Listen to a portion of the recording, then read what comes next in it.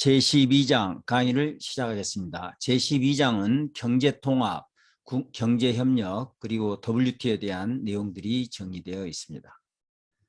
먼저 차례를 보시면 1절에서는 경제통합을 공부하고 있고 2절은 국제협력, 그리고 3절은 WTO, 그리고 4절은 무역과 환경에 대한 내용들이 정리되어 있습니다. 먼저 경제 통합에 대해서 알아보도록 하겠습니다.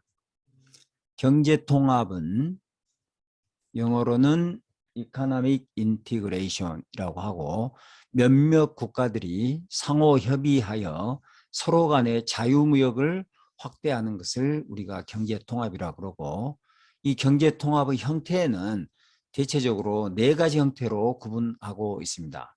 첫 번째가 자유무역지역, 두 번째 관세동맹, 공동시장, 그 다음에 경제동맹이 되겠습니다. 자, 그림을 보시고 정리를 해보시면, 자유무역지역은 영내 국가들, 회원국들 간의 자유무역을 하는 것이 자유무역지역이고, 관세동맹은 커스텀스 유니언 이렇게 이야기하죠.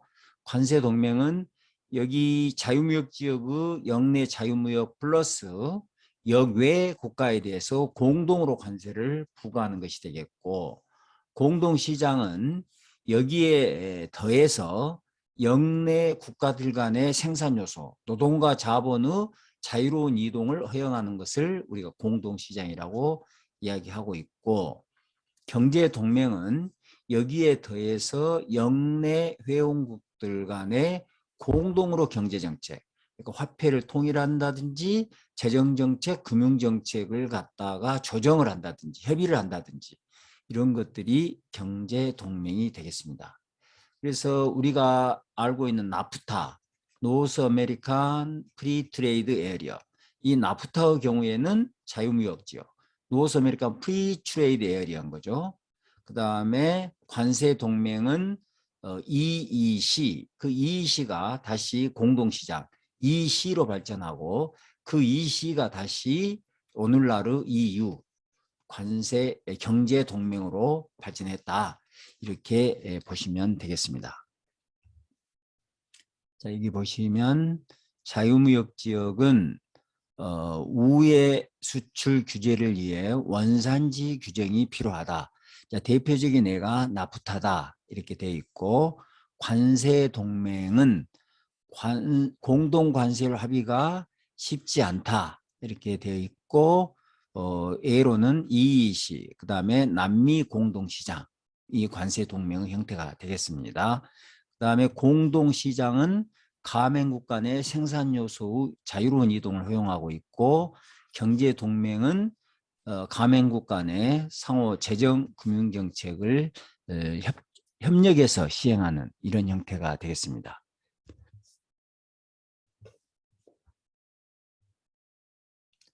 먼저 여기 자유무역지역에서 논의되고 있는 원산지 규정이라는 것에 대해서 이해를 해보도록 하겠습니다. 나프타를 가지고 예를 들어보도록 하겠습니다. 이렇게 여기가 미국이고 여기가 멕시코면 이 두 국가 자유무역을 했을 때 이 두 국가 간의 무역은, 미국과 멕시코 간의 무역은 자유로운 무역이지만 관세가 제로지만, 만약에 한국에서 자동차를 수출하는데 이쪽으로는 미국은 자동차를 예를 들어서 2%고 관세가, 멕시코는 수출하면 관세가 예를 들어서 10%라고 하면 이런 문제가 있을 수가 있는 거죠. 한국이 미국으로 수출을 해가지고 그럼 2% 관세를 부과한 다음에 미국과 멕시코 간에는 자유무역이니까 이쪽으로 수출하게 되면 관세 8%, 이 2%와 이 10% 차이인 관세의 8%를 갖다가 부담하지 않을 수 있는 방법이 되는 거죠. 그러니까 이런 방법을 규제하기 위해서 뭐가 필요한 거는 원산지 규정이 필요한 거예요. 여기서 이렇게 수출했을 때 한국에서 자동차를 미국으로 수입을 해가지고 멕시코로 수출을 하게 되면 원산지 규정을 통해서 이게 미국 제품이 아니라 한국 제품이라는 것이 알려지면 여기에 딱 8% 관세를 부과해야 되겠죠. 아니면 뭐 10% 관세를 부과하든지. 자, 그러다 보니까 미국에서 멕시코 가는 무역을 할 때 이 자유무역 지역의 경우에는 이쪽에서 이리 가든 이쪽으로 가든 간에 전부 이 제품이 진정한 미국 제품인지 진정한 멕시코 제품인지 그 원산지 규정을 필요하게 된다는 거예요. 그러니까 행정 절차가 복잡해진다는 측면이 있고, 또 한 측면은 뭔가는 지금 어떤 제품, 예를 들면 미국에서 자동차를 조립을 할 때 이 자동차의 모든 부품을 갖다가 메이드 인 USA, 미국 제품을 쓰지는 않는단 말이에요. 때로는 한국 제품, 때로는 중국 제품, 뭐 때로는 독일 제품, 이런 부품들을 써서 수출을 하는데, 예를 들면 이 부품의 한 80% 정도가 미국 제품이 아니다. 그러면 이 제품을 미국 제품으로 허용하기가 어려워지는 거죠. 자, 그러다 보니까 부품 몇 퍼센트 정도를 사용해야지 미국 제품으로 할 것이냐, 이런 내용들에 대한 협의가 필요하고, 자, 그런 것들이 이 원산지 규정이다, 이렇게 보시면 되겠습니다. 어쨌든 자유무역 지역의 경우에는 원산지 규정이 필요하게 되고, 그러다 보니까 복잡한 행정 절차를 거치게 된다. 자, 그런데 관세 동맹이 되면 공동관세단 말이에요. 여기에 국가에 대해서 공동관세. 예를 들면 한국에서 미국으로 수출하든 멕시코로 수출하든 간에 관세율을 예를 들면 2%로 하자. 그러면은 멕시코로 가도 2%, 미국으로 가도 2%니까 이게 공동관세가 되는 거죠. 그러다 보니까 뭐가 필요 없게 되죠? 원산지 규정이 이제는 필요 없게 되는 거죠. 관세동맹과. 그러니까 이런 행정 절차가 굉장히 간소화되게 된다, 이런 이야기가 되겠습니다. 다만 이렇게 했을 때, 자 보시면 한국에서 예전에는 여기가 2%고 예를 들면 여기에서 10%였는데 이제 관세율을 공동관세율을 하자니까 미국과 멕시코 간의 이해관계가 달라지다 보니까 이 공동관세율을 합의하기가 쉽지가 않다, 이런 문제점들이 있다, 이런 이야기가 되겠습니다. 자, 이런 관세 동맹을 통해서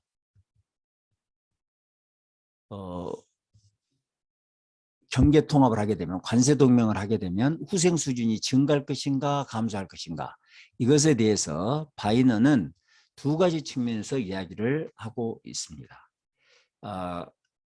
관세 동맹을 하게 되면, 이 경제 통합을 하게 되면 후생 수준이 증가할 수도 있고, 그걸 무역 창출 효과라고 그러고, 후생 수준이 경제 통합을 하게 되면 오히려 감소할 수도 있다는 것이 무역 전환 효과로 설명하고 있고, 이 무역 창출 효과나 무역 전환 효과는 바이너가 한 이야기고, 생산 측면에서 후생 수준을 평가하고 있다, 이렇게 여러분들이 이해하시면 되겠습니다.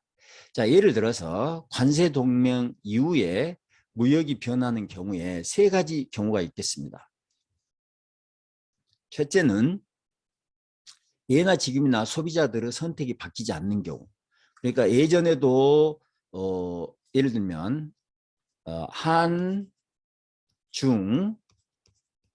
FTA를 했다고 하면, 한국과 중국 간에 FTA를 했다고 하면, 첫 번째 케이스는 예전에도 중국 제품을 썼고 여전히 FTA 한 뒤에도 중국 제품을 쓰는 경우. 그러면 이제 생산 측면에서 어떤 변화가 없는 거죠. 두 번째는 무역 창출 효과.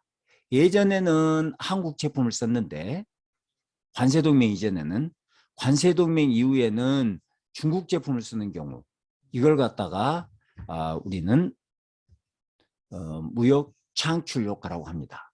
그러니까 여기서 한국 그 다음에 중국 간에 FTA를 했을 때, 첫 번째는 그대로 쓰는 경우고, 두 번째는 뭔가는 한국 제품을 쓰다가 이제 FTA 이후에 중국 제품을 쓰는 경우, 그러면은 무역이 새로 창출됐죠.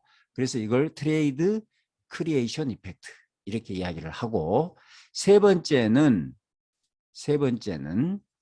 예전에는 중국 제품을 썼는데, 예전에는 다른 나라, 역외 국가 제품을 썼는데 역외 국가는 여전히 관세, 여기 중국에 대해서는 무관세 이렇게 되니까 이걸 쓰지 않고 중국 제품을 쓰게 되는 경우, 이렇게 중국 제품을 쓰게 되는 경우, 이러면은 제3국 제품이 중국 제품으로 바뀐 거잖아요.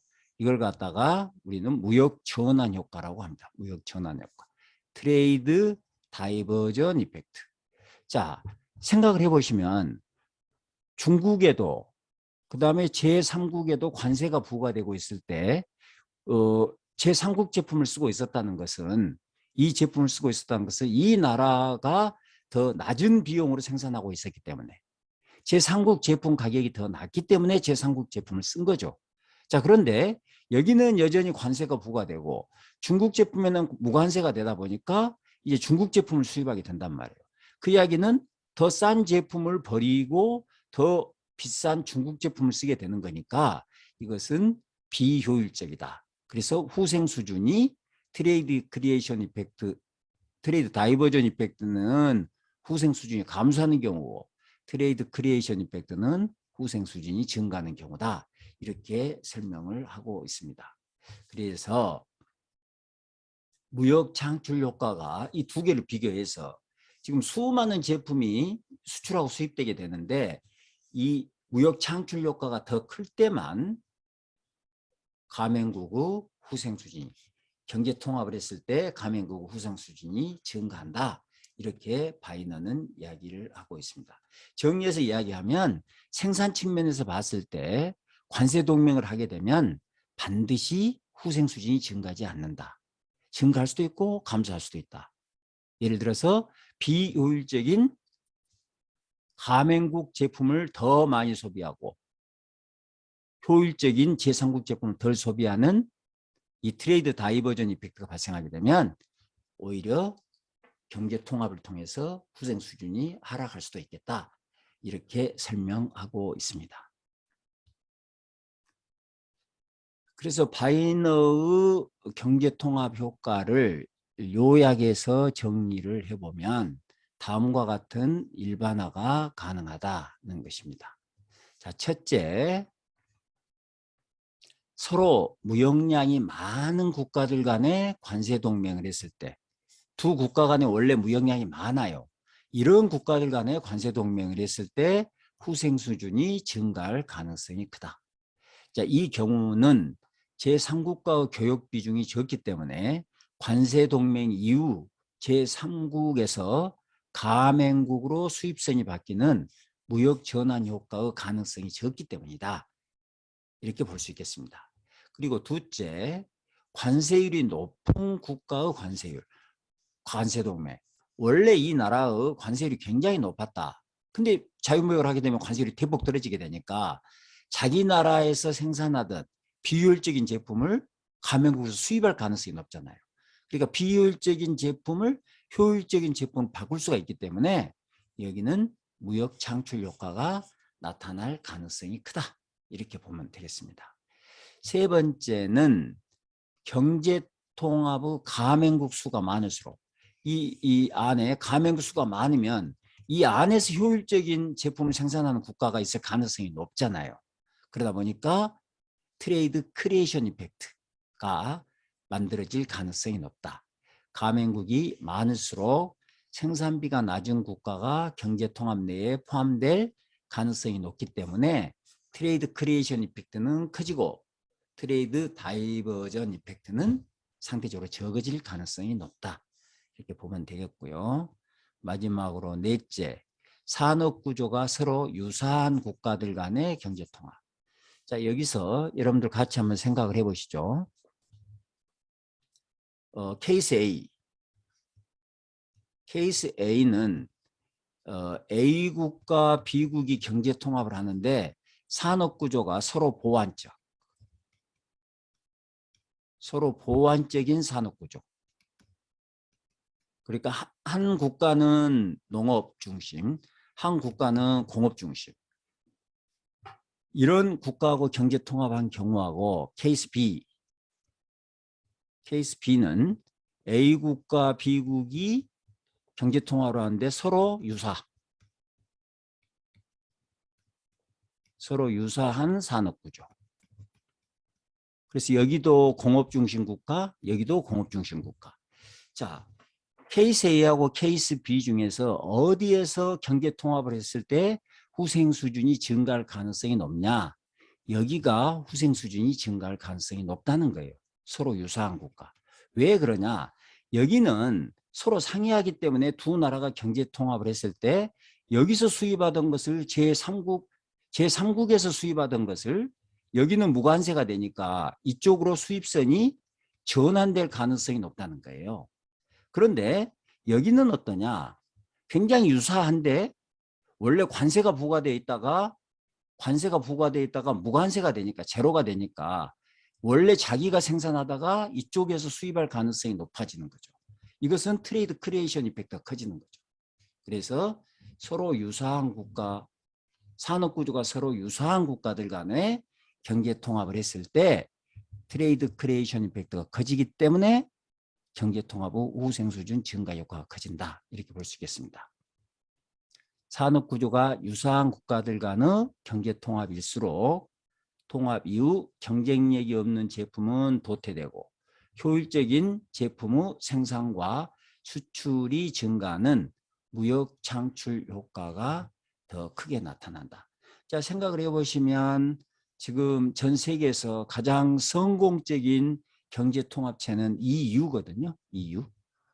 EU가 EC에서 원래는 EEC죠. EEC에서 EEC로 그리고 EC로 그리고 EU로 이렇게 성공적으로 경제통합이 이루어지고 있는데 이 EU 국가는 가맹국들의 산업구조가 굉장히 유사한 형태죠.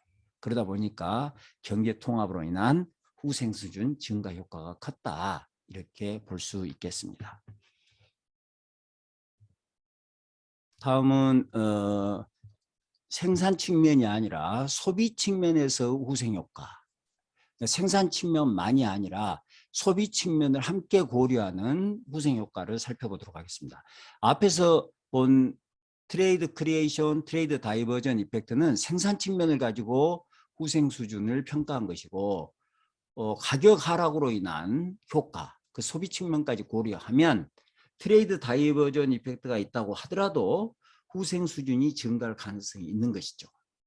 자, 무역 창출 효과, 무역 전환 효과에 근거한 후생 수준 변화는 생산 측면만을 고려하고 있다. 립시는 소비 측면을 포함하여 후생 효과를 판단해야 한다. 이렇게 말하고 있습니다. 관세 동맹 이후에 소비자 가격이 하락하므로 소비자들의 후생 수준이 증가하게 되는데 이 생산 측면만을 고려하면 이 부분이 지금 반영이 안 되어 있다는 이야기가 되겠습니다.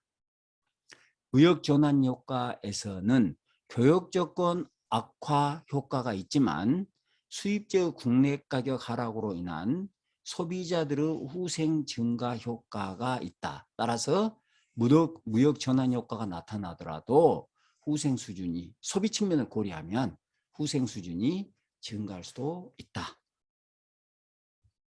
이것을 그림 12-2를 가지고 설명을 해보도록 하겠습니다.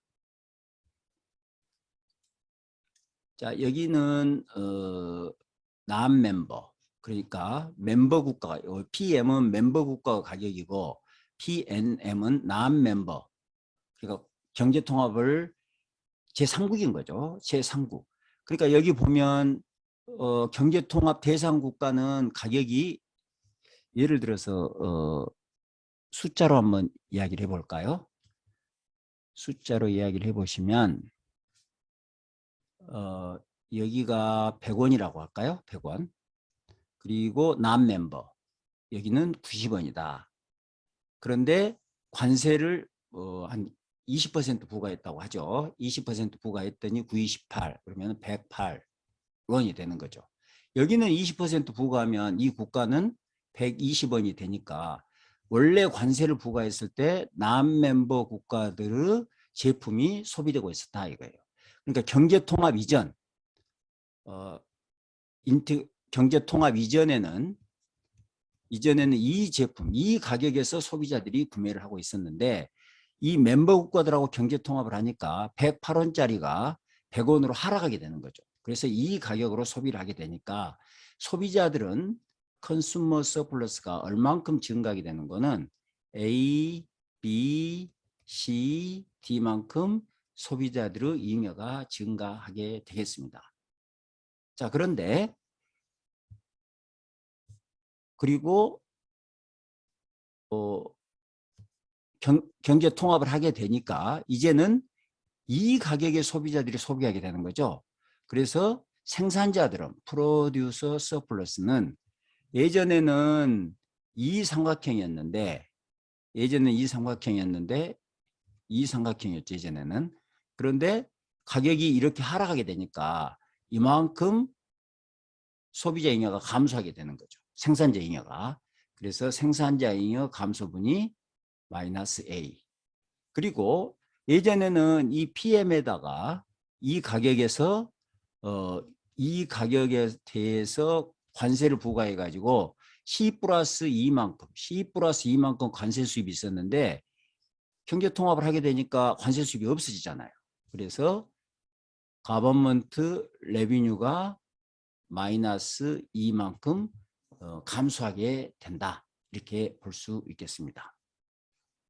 C 플러스 2만큼 감소했네요. 죄송합니다. C 플러스 2만큼 감소하게 된다. 예전에는 C 플러스 2가 있었는데 이게 없어지는 거죠. 자, 그래서 계산을 해보면 A, C, C 이렇게 빼고 나면 B 플러스 D 마이너스 2 이게 지금 무역 전환 효과, 트레이드 다이버전 이펙트가 있었을 때 후생 수준은 변하다 이겁니다.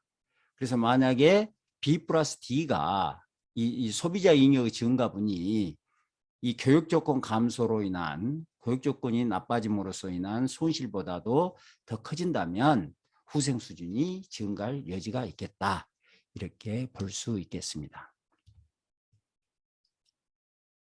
무역 전환 효과에서 후생 효과를 보면 A 플러스 C 플러스 D 그 다음에 프로듀스 서플러스 손실분 교육 조건 변화로 인한 손실분 그래서 B 플러스 D는 가격 하락으로 인한 후생 증가 효과이고 B 플러스 D는 가격 하락으로 인한 후생 증가 효과고 그 다음에 E는 바이너가 말한 무역 전환 효과.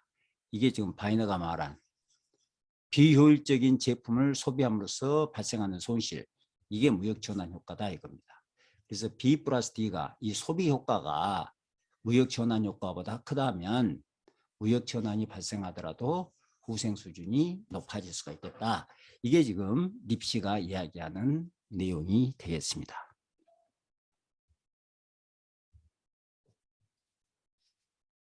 다음에는 차선의 이론인데 이 관세 동맹을 차선의 이론으로 설명할 수 있겠다 이겁니다. The theory of the second best. 그래서 립시 랭카스트에 의해서 주장된 이론이고 차선의 이론은 뭔가는 모든 최적 조건이 달성되지 않은 상태에서 몇 가지 조건이 더 충족된다고 해서 반드시 후생 수준이 증가하지는 않는다는 이론이 되겠습니다. 그래서 관세 동맹은 일부 자유무역 확대지만 가맹국 후생 수준이 반드시 증가한다고 볼 수는 없다는 점에서 차선 이론과 일치한다. 자, 무슨 내용인 거는 자 볼까요? 자, 이게 지금 전 세계에 수많은 국가들이 있다고 하면 생각을 해보고 이렇게 이 국가들이 전부 관세를 부과하고 있어요. 각각. 자, 그런데 이 국가들 중에서 몇몇 국가가 이렇게 자유무역을 하게 됐단 말이에요. 우리는 앞에서 뭐라고 이야기를 했는 거는 어떤 국가든지 자유무역을 하게 되면 후생 수준이 증가한다고 그랬어요. 자, 그런데 전부 관세를 부과했다가 일부 국가가 자유무역을 하게 되면 일부 조건이 충족된 거잖아요. 일부 조건이. 자, 그랬을 때 이 일부 조건이 충족됐을 때 일부 국가 충족 조건이 일부 국가의 자유무역에 대한 조건이 충족됐을 때 이 국가들 후생수준이 증가할 것이냐? 그렇지 않다는 것입니다. 그래서 차선 이론이라는 거예요. 그러면은 전범위적인 조건 충족은 뭐냐? 이 모든 국가들이 전부 자유무역을 하면 후생수준이 증가하겠죠. 하지만 일부 국가만 자유무역을 하게 되면 반드시 후생수준이 증가한다고 볼 수는 없다는 것이. 그때그때 따져봐야 된다. 따져봐야 된다는 것은 트레이드 크리에이션 이펙트, 트레이드 다이버전 이펙트, 그 다음에 소비 효과 이런 것들을 다 따져보면 후생 수준이 증가할 수도 있고 감소할 수도 있다. 자, 그런 면에서 이게 차선이 일어나고 맥락을 같이 하고 있다는 이야기가 되겠습니다. 재화시장도 불안정하고 요소시장도 불안정한 이런 개도국에서 자본시장의 자유화 정책은 후생 수준을 높이는가? 차선 이론에 의하면 어때요? 이 시장도 불안전하고 이 시장도 불안전해. 지금 그러면 이 시장도 완전하고 이 시장도 완전해지면 반드시 후생 수준이 증가하지만 이것만 이 자본시장만 완전하게 하면 일부만 완전하게 된 거잖아요. 이 경우에는 후생 수준이 증가할 수도 있고 감소할 수도 있다는 거예요. 이게 지금 차선 이론이 이야기하고 있는 내용이 되겠습니다. 다시 한번 보시면 재화시장과 요소시장의 불안전성이 존재하는 개도국에서 자본시장만을 자유롭게 하면 이 조건만 충족하게 되면 후생 수준이 반드시 높아진다고 볼 수는 없겠다. 이렇게 답하는 것이 답이 되겠습니다. 차선의 이론은 정책의 효과를 일반화하기보다는 주어진 여건에 따라 그 효과를 반드시 따져봐야 함을 말해준다. 이거 자유화했으니까 효과가 높아질 거야. 이렇게 해서는 안 된다는 거예요. 왜요? 다른 조건이 충족되지 않았음을 우리가 살펴야 된다는 것이고 그렇기 때문에 자유화했더라도 후생 수준이 증가할 것인가 감소할 것인가는 다시 한번 따져봐야 한다는 이야기가 되겠습니다.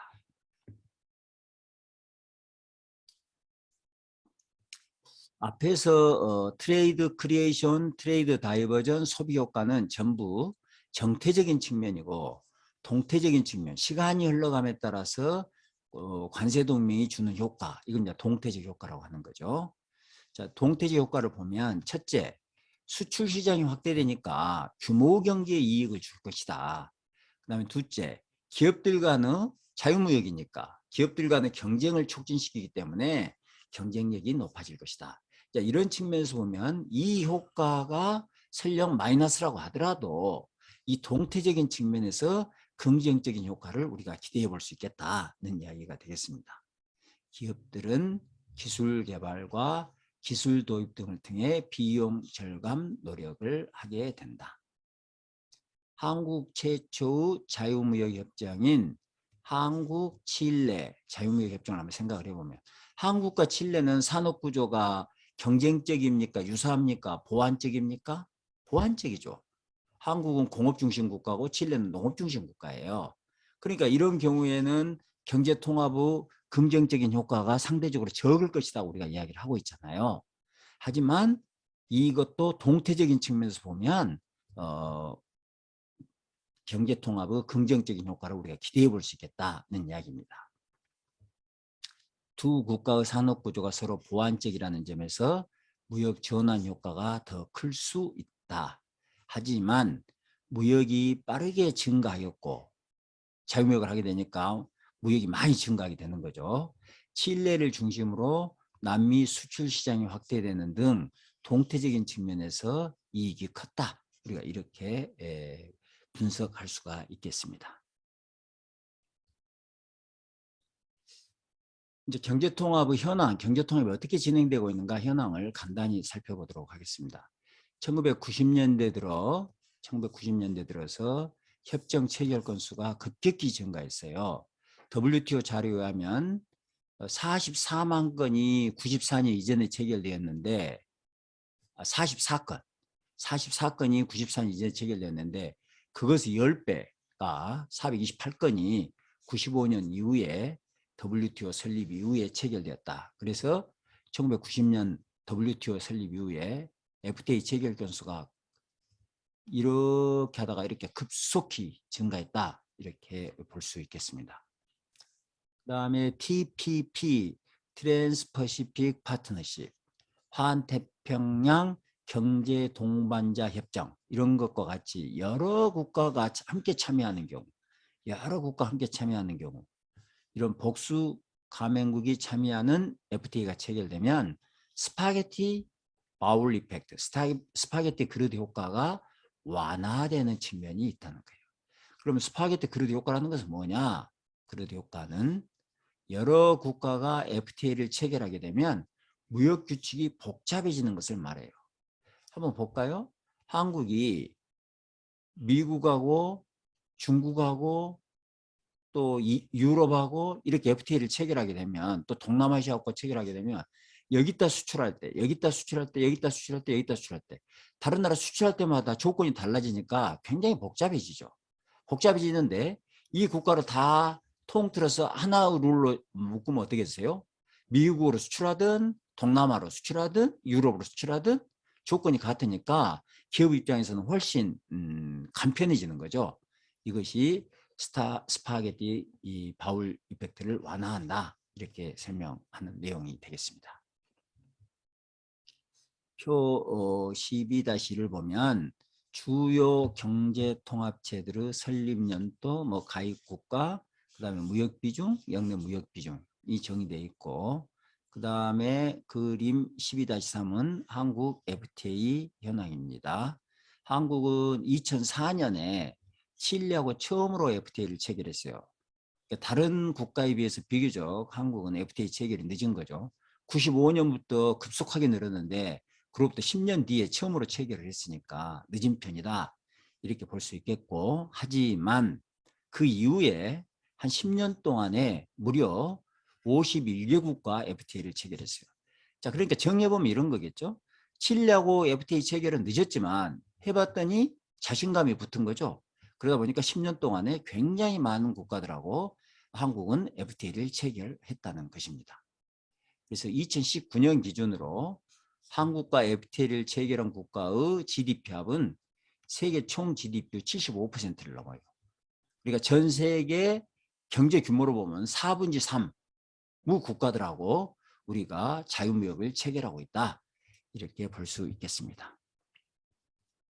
자, 표를 보시면 유럽의 EU가 있고 또 미국의 나프타, 머르코스루, 안덴, 그 다음에 아시아의 아세안 이런 경제통합체들이 있고, 그 다음에 창설연도, 가입국가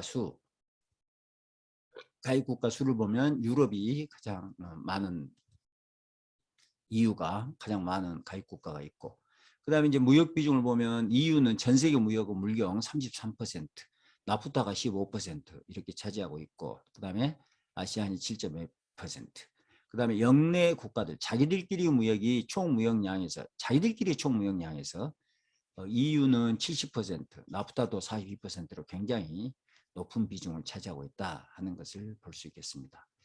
비교는 그 내용들이니까 여러분들이 한번 읽어보시기 바랍니다. 이것은 한국 FTA 체결 국가의 수입 비중인데, 지금 2004년에 우리가 FTA를 처음으로 체결을 했고, 칠레하고, 그 다음에 지금 2019년 기준으로는 전 세계 75% 국가들하고 FTA를 체결했는데, 이 가맹국들, FTA 체결국들의 비중이 우리 전체 무역의 65%, 수출은 65%, 수입은 56%를 차지하고 있다는 거예요. 전체적으로 봐서 우리나라는 FTA 체결한 국가에 대해서 수출이 많습니까? 수입이 많습니까? 수출이 더 많다 이거예요. FTA를 체결해가지고 상대 국가들로부터 우리는 수출을 더 많이 하고 있고, 그러니까 무역수지 흑자를 누리고 있다. 이렇게 볼 수 있겠고, 그 다음에 그 가맹국들이 물경 전 세계 GDP의 75%, 4분의 3을 차지하고 있다. 그래서 우리나라는 FTA 체결 건수가 굉장히 많은 편이다. 이렇게 볼 수 있겠습니다.